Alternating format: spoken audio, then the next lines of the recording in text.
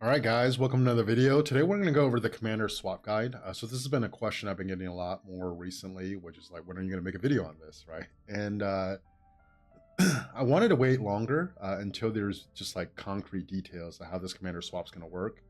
But Lilith has been kind of dragging their feet, and I kind of realized today that a lot of people are stuck in no man's land, right? Because this is coming. Well, between now, which is like mid-December, and then January, when this thing is supposed to be released, what should you do in the meantime? What's the strategy? So uh, I, I didn't realize this until today. Like, if I cover the basics of how like commander investment, like how to think about it, and then this commander swap is just an extension of that strategy, then even if the details come out, you can kind of just adjust to it, and then all the information in this video should hold, which is why I decided to just make it today.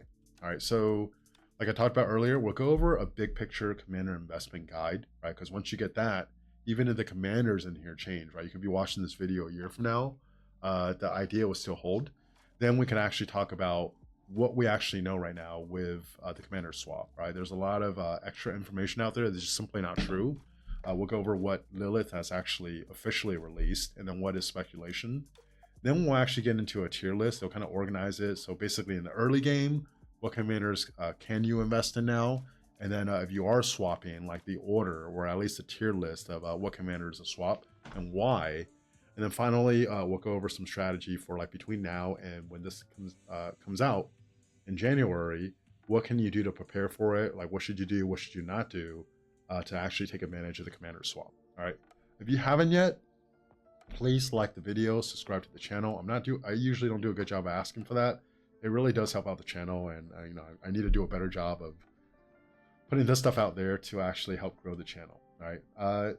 This picture, have you guys ever heard of the phrase analysis or paralysis by analysis? I'm starting to see that, whether it's in the Rock Discord, the Facebook group, people are like almost like overthinking it, in my opinion. And I feel like that picture was very appropriate. All right. So first, let's actually go over the big picture of commander investment. All right. Uh, Commanders in general, um, you're going to be very gold head starved in the early game, mid game, until you actually catch up with however many marches you want to run with meta viable marches, right? So if you think about every march, right, you need two commanders. And at the very end game, so like right now, I've spent very little resources on getting gold heads, right? During KVK, there's like 8 or whatever the number is, like in the shop, where like you get the gold heads at a discount. For the Mords and Gems, which comes out once a month, I spend like 7,000 gems a day to get like the 7 or 8 gold heads, or like 14, 16 gold heads, whatever it is, once a month. Besides that, I don't spend the wheel. I don't spend anything on the gold heads. And then from commander cycle to commander cycle, uh, between being VIP 14 and above, I'm VIP 18 now, you get 3 gold heads. You do an arc, right? Like some of the other rewards from like Alliance Mobilization and stuff.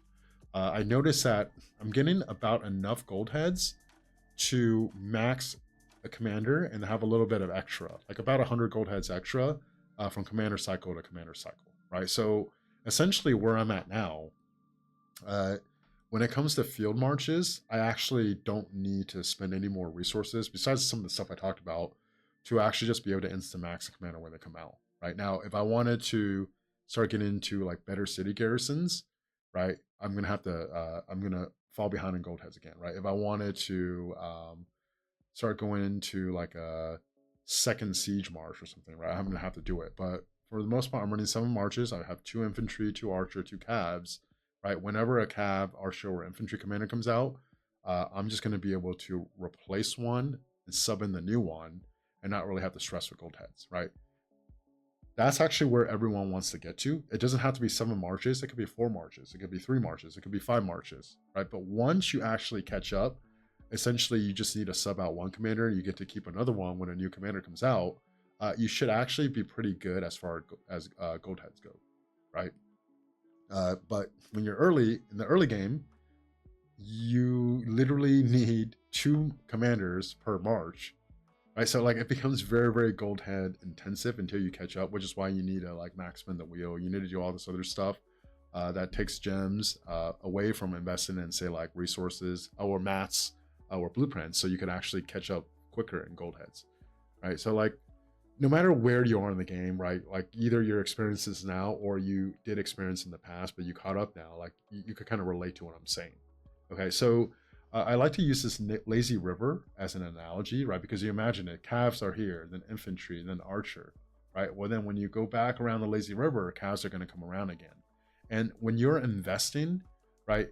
If you backwards invest, whereas like calves are about to come out again, but you're actually backwards all the way investing into the calf beforehand, uh, it's that doesn't mean like you're not going to improve your on-field performance. You are, but like for the future, it's actually going to set you further back because it's going to take you further away from catching up and getting to that spot where you can kind of just, I mean, for lack of a better word, do the minimum and then be able to instant max commander when they come out. Okay, so what this commander swap does is it actually allows you to invest in early game commanders now, and not kind of have to deal with the setback that it did before. Whereas, like if you asked me, say like 2 months ago, right, what's the strategy if you want to play the game long term and do the best job of building your account long term? What's the strategy in the early game? And the strategy would be don't use a single gold heads on any commanders, right? If you want to buy dailies for like YSG, whatever you can, but don't use any gold heads because if you invest in YSG or Alex, even though Alex is relevant now, it probably won't be in 6 months, whenever the next infantry comes out. But if you invest in YSG or Alex, you're moving your gold heads into a place where you'll get some short-term gratification, but in the long term, it's actually going to set you back further, and it's going to take you longer to catch up, right? Whereas now, when you can do this commander swap, the people that actually benefit the most are the early game players who now actually have an opportunity to invest in, say, like YSG and Alex, and then get to enjoy using him, and then still actually swap YSG and Alex for a meta infantry or meta archer commander later on when that time comes in KVK 3, right? Whereas like right now, if you watch a lot of YouTube videos, you do a good job of building your account, right? Some idiot who doesn't actually understand this can invest in YSG or invest in Alex, and they get an advantage over you because they don't have to deal with the repercussions until they get to KVK 3. Whereas like in KVK 1 now, like that person is enjoying all the benefits and just over, they have a commander advantage over you because of that, right? So this commander swap is actually a really good idea because it makes the early game experience better for people in general, and it also helps that transition to the mid game, which for me now is KVK 3 and 4 a lot better, right? And then obviously the second group of people that benefit the most are the people that are still catching up, right? So if you're looking to catch up, if your goal is eventually get to 5 marches, you're at 3 right now, right? This will kind of help you get there faster. Now, having said that, it doesn't really necessarily give you more gold heads, right? Because if you never spent in KVK 1 and 2, then there's no commanders to swap, assuming that you can't do like gold key commanders, right? It just, like the real benefit is that you can actually now invest in KVK 1 and KVK 2 commanders and then not have it go to waste, okay? So in general then, when you're investing in commanders, right, the best investments, I mean, usually they're also going to be the best commanders, right? There's going to be a high correlation, but the best investments are actually commanders that not only are they really good, but you know they're going to survive a long time, right? Whereas like if a commander has like a clear weakness, but they have a skill set that's very easily replaceable. So for example, we've heard this term a lot, right? A stat 6, so a commander that has like high stats, or maybe has like a good damage factor, but doesn't bring anything else special to the table.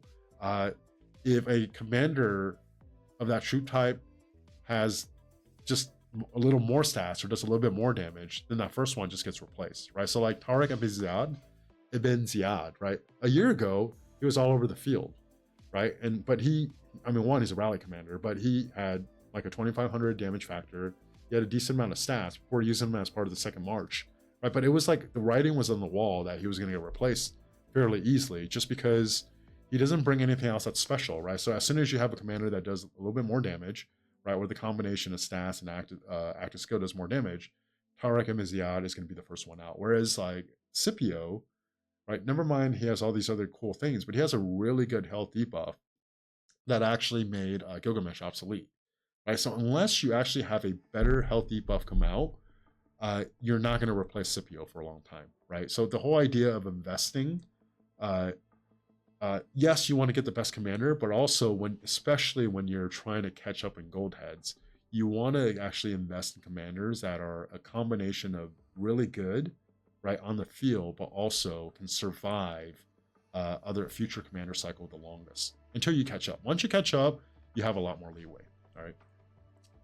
So let's actually go over what we know about the commander swap. Essentially, everything that's on this graphic is what Lilith has said. Okay, so let's kind of go over this. One, select two commanders, parentheses, with a few exceptions. We don't know what the exception is. We just know there's a few exceptions. And you get to actually swap the level, the stars, and the skills, right? And really the skills is what people care the most about because that's where you put the gold heads into, all right? Chances up to 2 swaps and the parentheses at a certain cost. Again, we don't know what the cost is. People assume it's 50,000 gems. It has not been confirmed. Meaning swapping 2 sets of commanders, right? Each commander can only be swapped once. Expected launch time, January 2025, so coming up. If you're already in the mid game or later, essentially it's going to be a one-off event, right? So there'll be probably some event in January where like all the players could use this once. But in the future, for all younger players, right, at the end of season 2, you essentially will get this opportunity to swap the early game commanders twice, and then like every younger player will actually get that opportunity in the future. Okay, so let's actually go over some assumptions. With certain costs, right now, a lot of people are saying it's going to cost 50,000 gems. There's a Rise of Kingdoms content creator Discord. I could literally take a screenshot and post it, so I'm not going to do it. But OmniArc was the one that started this. Okay, he decided for his thumbnail, he wanted to put that it put 50,000. It cost 50,000 gems to swap. It really took off, and it just became this thing. Like it's like a game of telephone, right? Everyone or a lot of people just assume it's going to cost 50,000 gems. It has not been confirmed. The only thing that Lilith has said is that it's going to be at a certain cost. Okay, it very well could be gems, right? Because I can't really think of what else it would be requiring. It could be gems, but it has not been confirmed. Okay.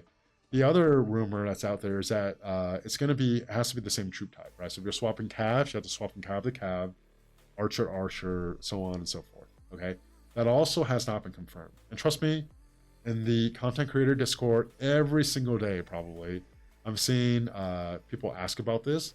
And Lilith's answer is, hey, we don't have the details yet right now.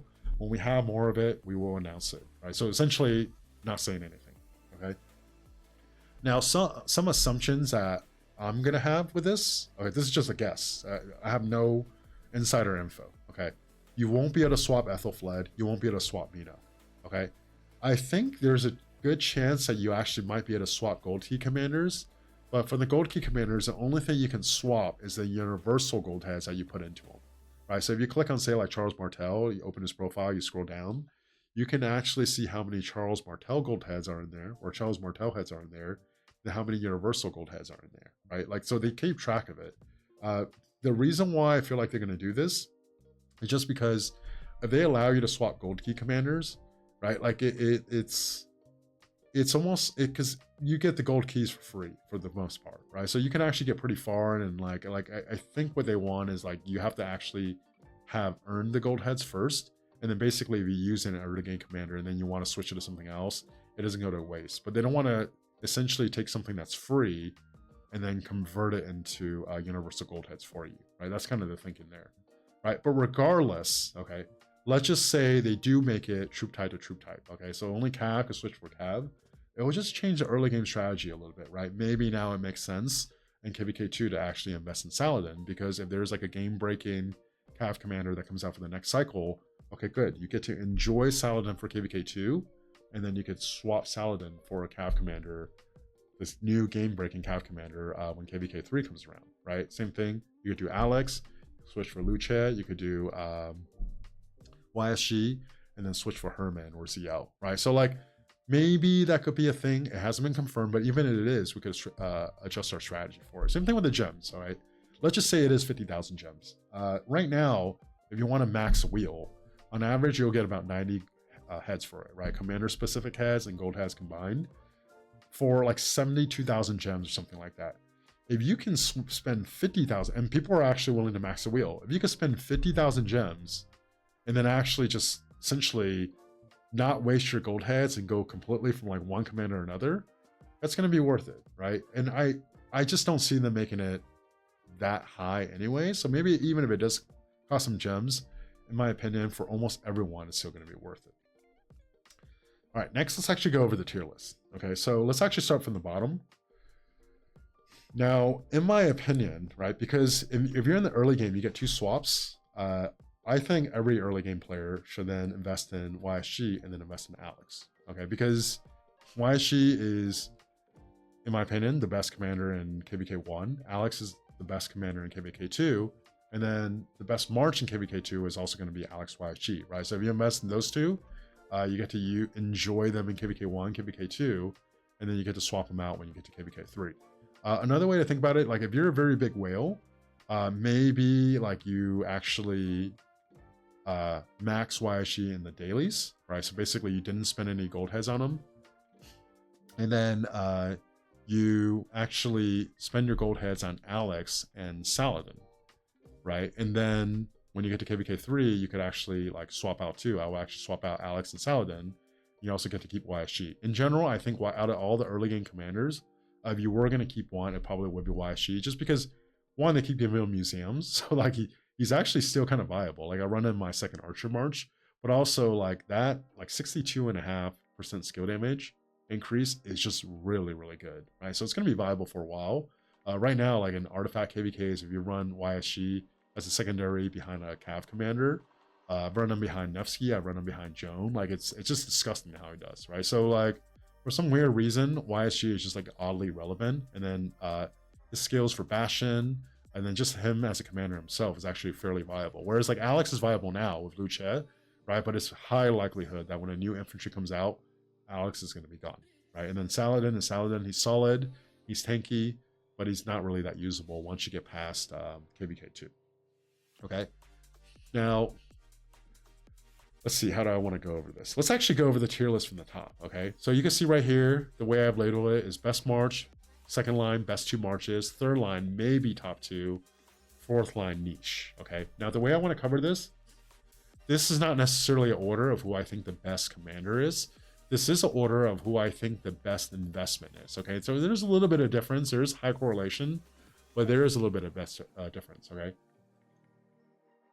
the reason why Luce to me is by himself is because I can't think of many scenarios besides maybe one where when a new infantry commander comes out, Luce will not be part of the best infantry march in the game. Okay, like the only scenario I can think of, if it's a commander that somehow synergizes with another commander doing skill damage, and like that's the only way for you to maximize that commander's potential. If it's not that, the new infantry commander is going to pair really well with Luce, right? Just because Luce, he has AoE, he has march speed, he has stats, he has like a disgusting expertise where you do an extra combo attack.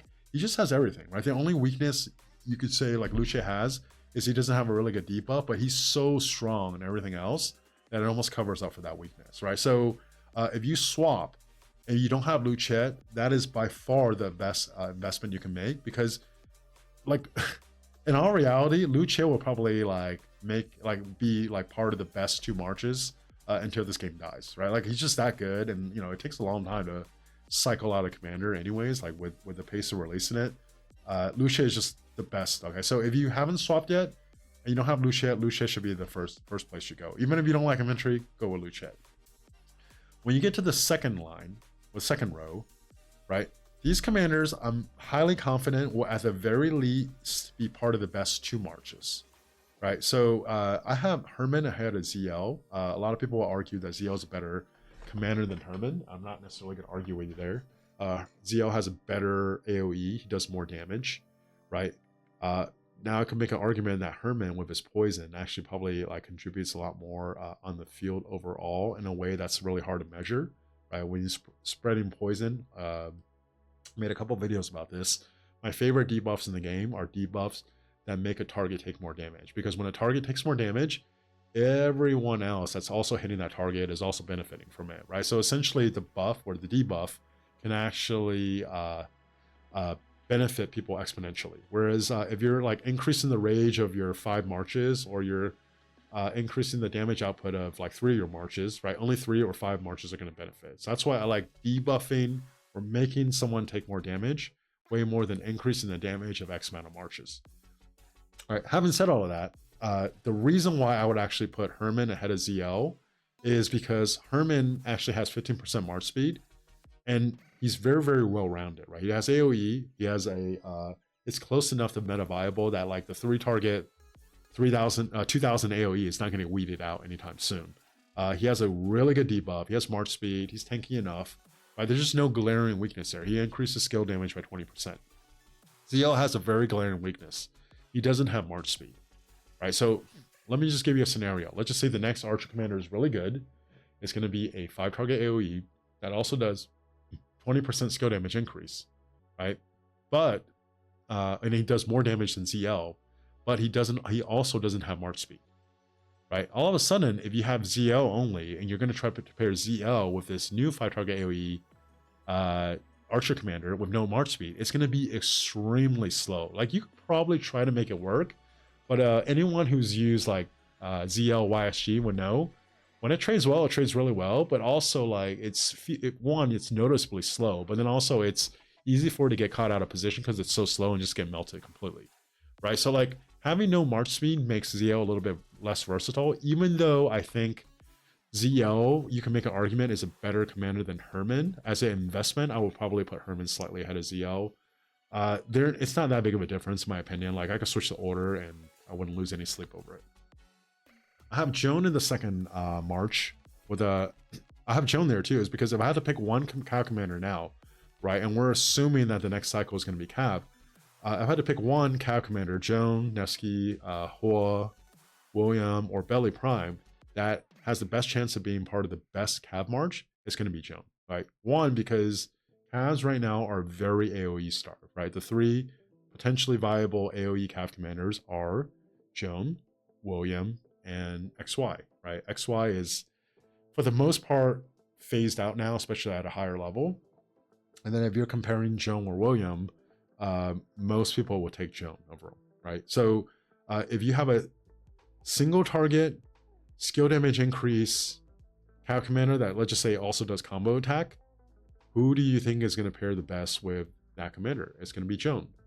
If you have an AoE commander that does skill damage increase, who's going to pair the best with Joan, right? I mean, it depends, but there's a good chance it's going to be Joan, right? If you have a single target Cav commander that doesn't do combo attack, but just does skill damage increase, which is essentially what Nevsky, Belly, and Hua does, who's going to pair the best with that commander? It's not going to be another single target commander. It's going to be an AoE commander.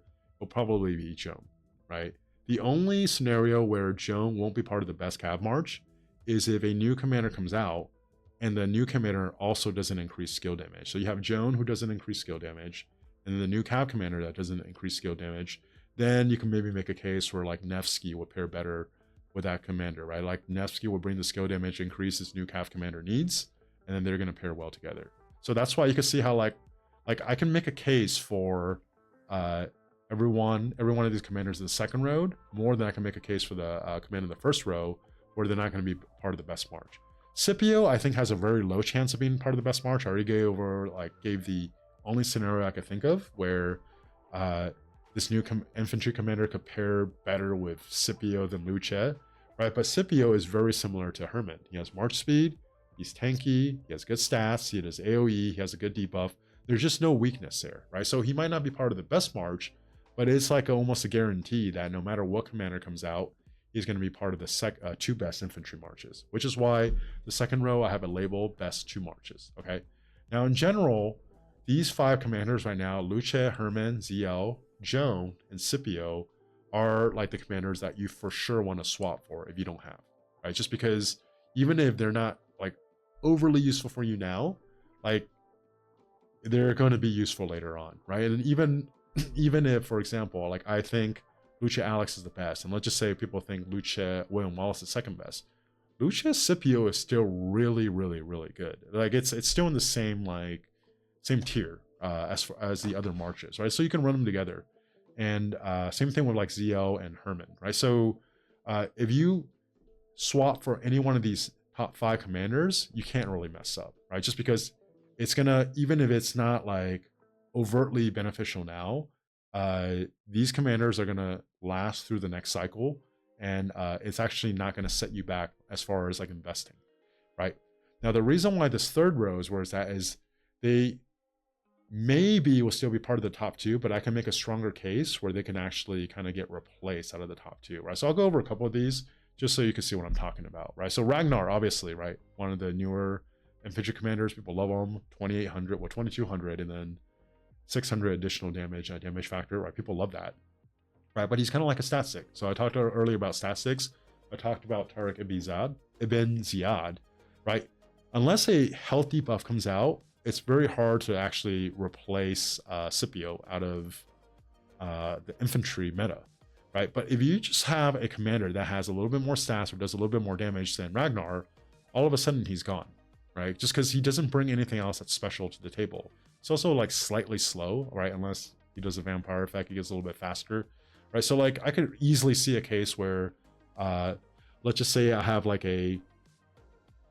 another skill damage infantry commander, right? That just does a little more damage than Ragnar, right? Then what am I going to do? I'm going to probably try to want to run Luce Alex, and I'm going to run the new infantry commander with Scipio, and then Ragnar goes to the bench, right? It's just because Ragnar doesn't pair well with Luce, and if the new skill damage infantry commander pairs really well with Scipio, then that's probably the march I'm going to run, right? So like you see how like there's just like more scenarios I could come up with where commanders in the third row gets replaced, okay? And that's kind of the case for all 3 of these. So they're still good, they're still worth investing in, but they're not worth investing in if you don't have commanders in the first 2 rows, all right? Niche, I don't want to go over all of them because it's going to take a little bit too much time, but they're essentially like either commanders that have like a very useful bastion skill, commanders that become like very valuable when it comes to artifact KVKs where you can switch troop types, or commanders that like that are really good for city garrison, right? Like Heraclius, that's like a universal commander that you just want for city garrison, right? Now, should you be focused on city garrisons if you haven't caught up with your field marches? No, right? So that's why they're in this niche category. So they're potentially someone you can switch for. I also do have the siege marches in here. I still think Gajamada Cordoba is the best siege march in the game. I know like some of the new siege commanders could potentially do more damage, but for anyone that has extensively used siege, no, right? The best way to use siege is when you can set up in a place where there's not a lot of movement on the field. You're safe from getting swarmed down, and you just get to fire for like a long time continuously. When you do that, being tanky and having really good healings is important. And Gajamada is still the best at that. And if Gajamada is still the best at that, he's going to be part of the best march. And then if you're talking about a secondary to Gajamada, Cordoba is still going to fit better than any of these other commanders, right?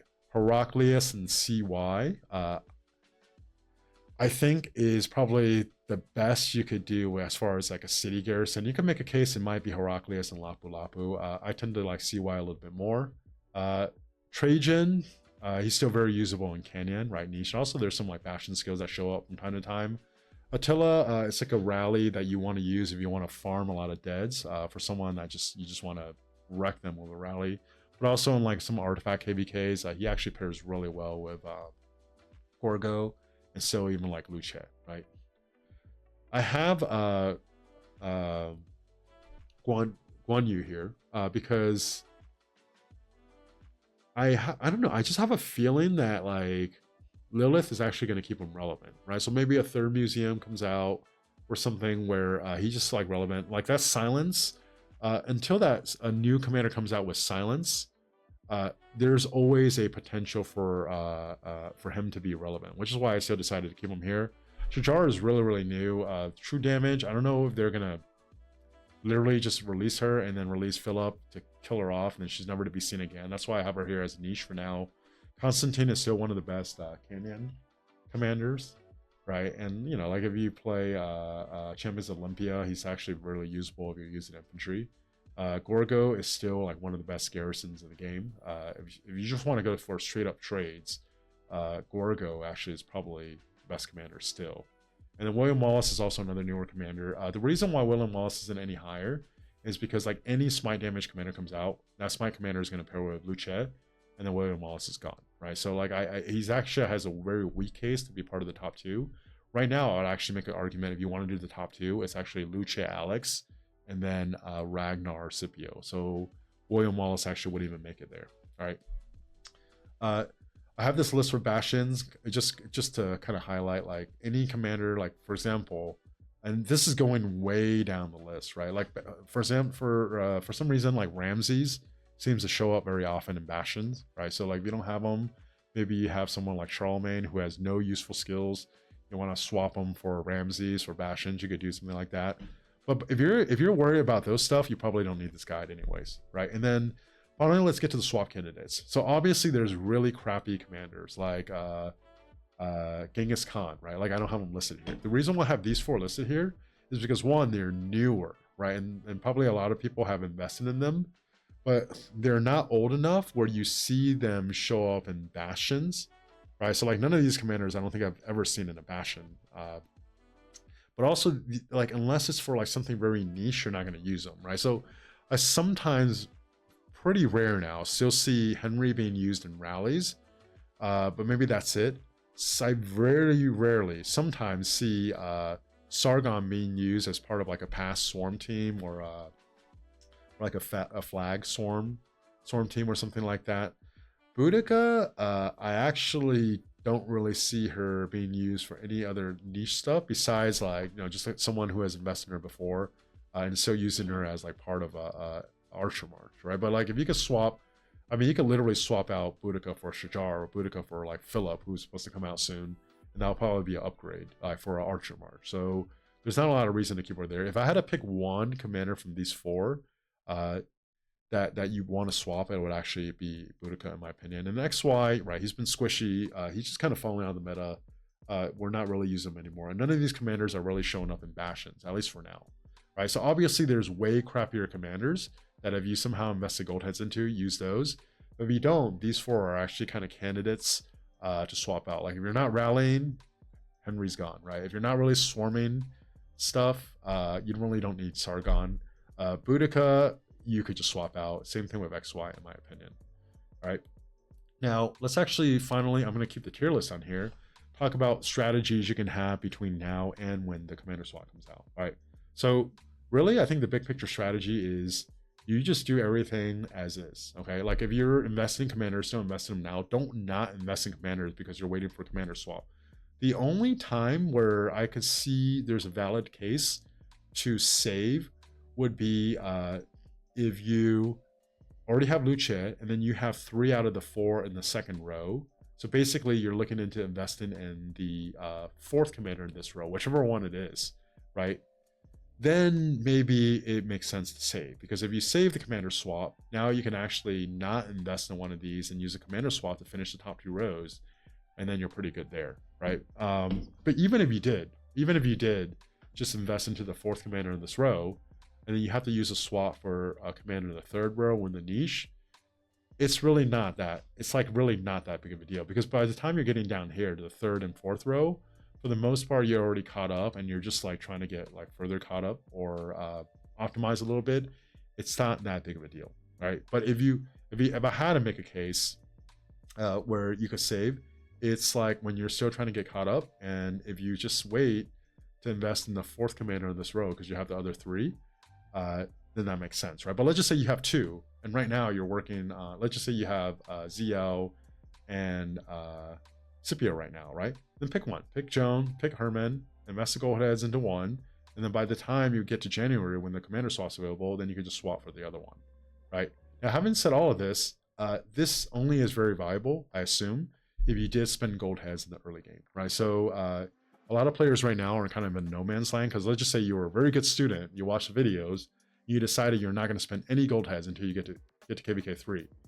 Right? If the stipulation for this commander swap is you essentially get to recoup the gold heads you spend and switch those to something else, then you're actually kind of screwed, right? So the